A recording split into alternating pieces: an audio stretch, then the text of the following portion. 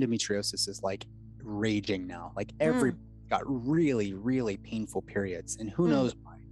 Who knows why? But I have a suspicion that this is a chronic inflammation that's related to an autoimmune process. It's really only diagnosable by surgery, like taking biopsies. But then once you've diagnosed it, we don't have anything to offer. About 30% of women will end up back in the operating room after that endometriosis surgery. And yes, you can do things like ultrasound and MRI, but it's not a guaranteed slam dunk. If you have all the clinical symptoms of a chronic inflammation, then we can start adopting a holistic lifestyle. And again, that's body, spirit, soul. It's diet, movement, sleep, hydration, breath work, mindset.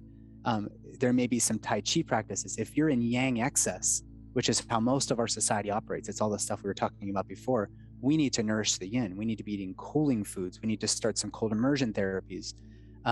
We need to start rebalancing our chakras. Like that's stuff that doctors don't do because they don't know how to do it, nor do they maybe find it valuable. And that's cool. We'll let them do their thing in the hospital. Let them do the emergency surgeries and the IV antibiotics and all that. In the meantime, instead of you going to the operating room, let's also help restore your gut health. Let's get your autoimmune processes under control.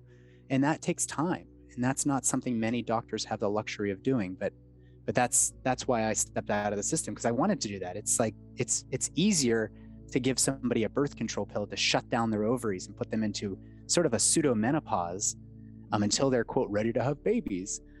It's easier to do that, or to give something called a GnRH analog like Lupron, which actually stops the brain from producing gonadotropins, which stimulate the ovaries. You effectively are in menopause when you're on GnRH analogs, and those are the treatments for endometriosis.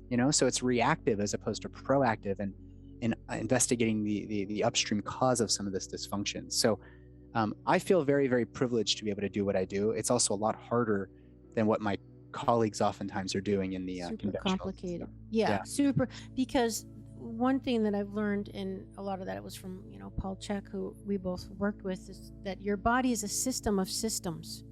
And in medicine, correct me if I'm wrong, but they're all about specialties, right?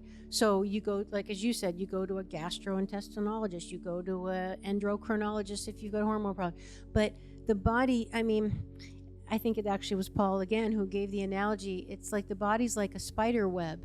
And if you touch the spider web, what part of the web doesn't move?